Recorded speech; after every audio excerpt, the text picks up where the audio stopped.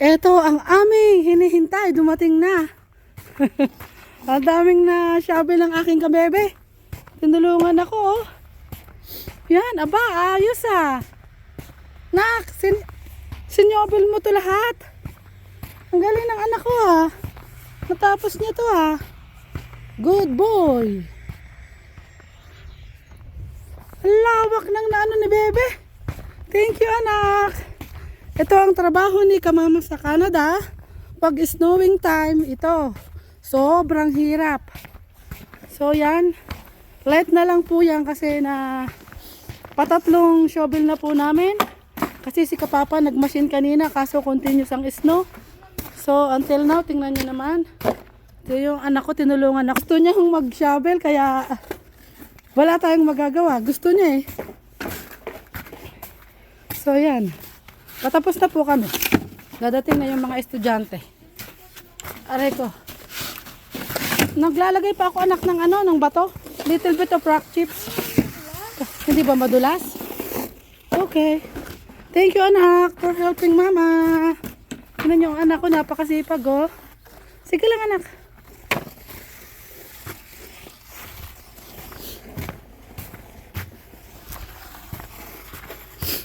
Aray ko, ay nak, saan ko kaya nailagay anak yung ano?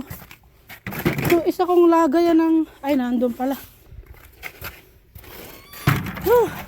Grabe mga kamama. Good morning mga kamama.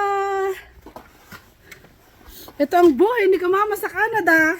Hindi ko na naipakita sa inyo kung gaano kalawak yung aking tinanggalan ng snow mga kamama. Grabe, good morning Jordan. Good morning. Ito na, nagdadatingan na po yung mga bata. Sa wakas timing, patapos na po ako. Eh hindi naman daw po gaanong madulas dito. Eh hindi ko nalalagyan ng rock chips or ng salt. So, ano na lang. Yesterday it was like summer in December. Now it's winter. Yeah. So ayan, ako, ang galing naman ng anak ko. Ang daming naitulong. Ay, good son talaga. Napakabait po ng anak ko. Thank you. Tutusin, hindi pa ito pwedeng magtrabaho pero sa atin pwede na. Kaso dito sa Canada hindi pwede. Napahirapan siya. Hindi ko naman po siya pinapahirapan. Eh gusto niya pong tumulong. Nakabihis na po siya, ready to school. Eh habang naghihintay sa akin, ang lawak ng kanyang natanggalan ng snow. Nak, napakabuti mo. Love you. Mga kamama. So yan. Ang buhay ko sa Canada. Tuwing snow time, ito ang trabaho namin. Mag-shovel, magtanggal ng snow. So yan. Napakalawak po ng tinanggalan namin ng snow. Buti na lang maagat ngayon yung town. Natanggal niya na yung spark niya. Minsan kasi late na ang town pumasok. Kaya ang maliit yung daanan ng mga bata. Eh, so ngayon, maaga yung town. Good, ano sila ngayon ah. Ngayong taon na to ah. So yan oh, ang naalisan natin ng snow. Napakalawak. Grabe, alas 5 pa po ako dito. Kasama ko po si Kapapa kanina.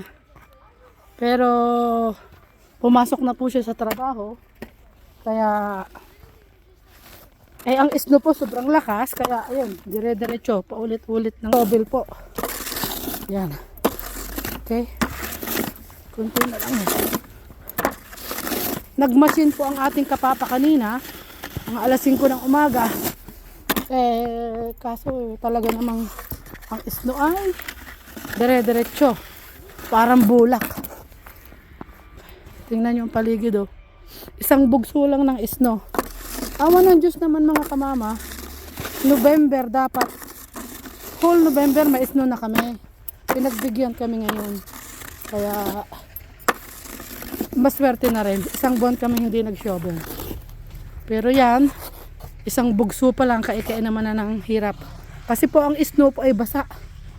Kung hindi po basa yan, hindi po mahirap i-shovel. Kaso basa po eh. Kaya nahirapan po. Ang bigat. Napakabigat. Bali ano lang po yan. Warm up pa lang po sa amin yan ng snow kasi winelcome lang po kami ng December kasi by minsan po October may snow na. So nag-snow man isang beses lang sa November, manipis. Tapos yung October ganun din. Kaya ngayon winelcome na kami ng December. Talaga pong mag-i-snow, hindi pwedeng hindi.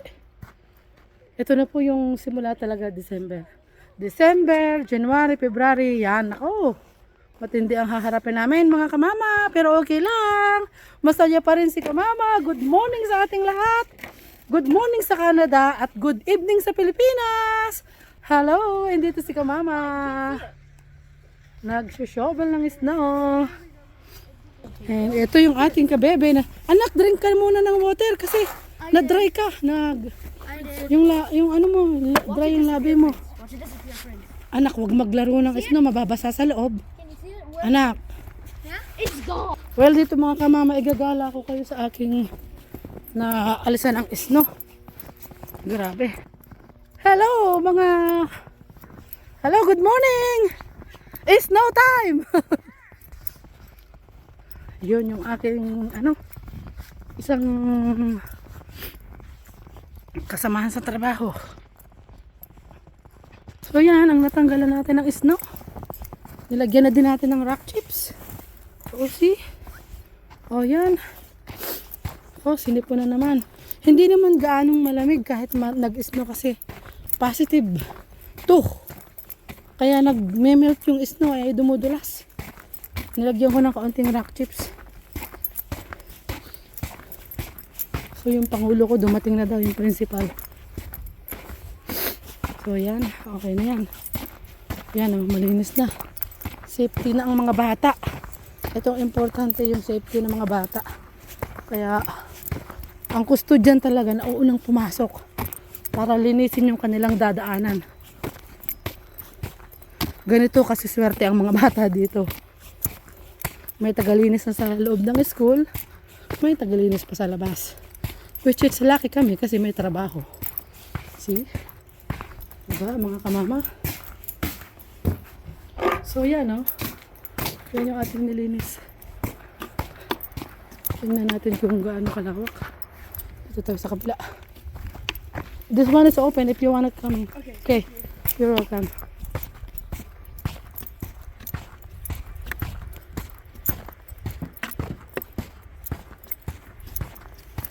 So yan. Yan ang ating natanggalan ng snow. Grabing haba. Mga kamama. Tingnan nyo naman. Yan. Ginala ko kayo.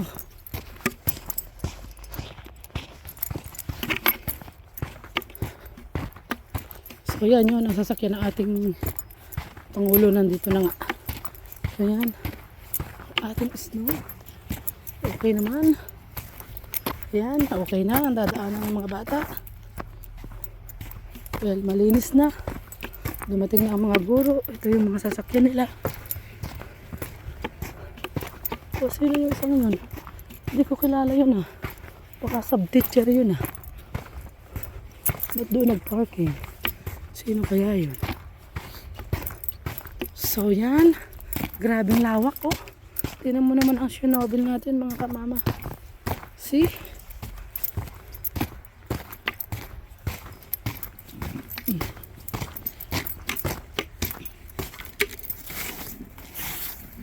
Ayan, malinis na. Okay, hanggang dito po lawak. Yun, hanggang doon sa likod Inan namin ang aming kabebe. Tinanggalan namin ng snow. Good morning! Yeah, it's snowing, right?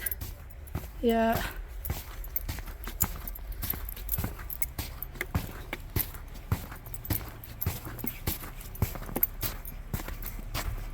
So yan.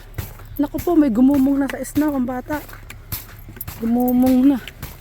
Siguradong pahirapan na naman dito mga kamama tayo sa mga bata. Basa naman ang mga paa. Maputik naman.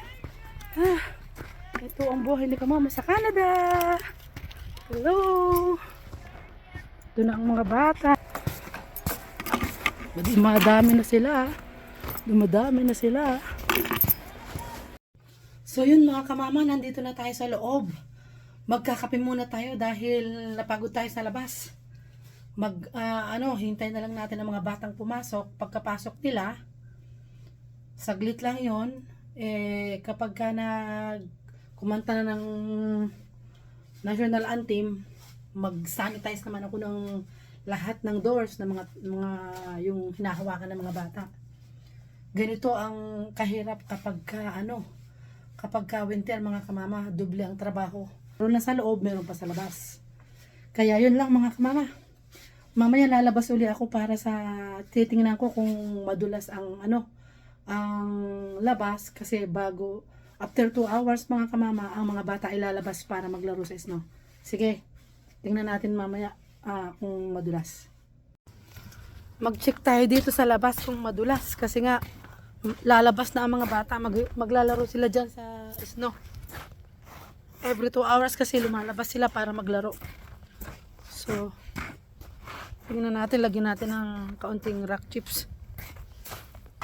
Hindi naman gaano madulas. Pero, sabuyan ko ng kaunting, yung part na to, sabuyan ko ng kaunting rock chips.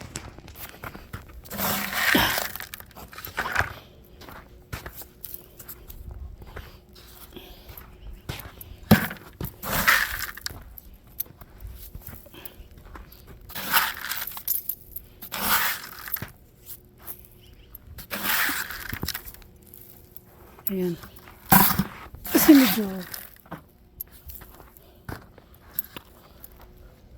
try natin dito. Kasi parang dumulas ng kaunti. Yung mabasa-basa kasi yung snow mga kamama.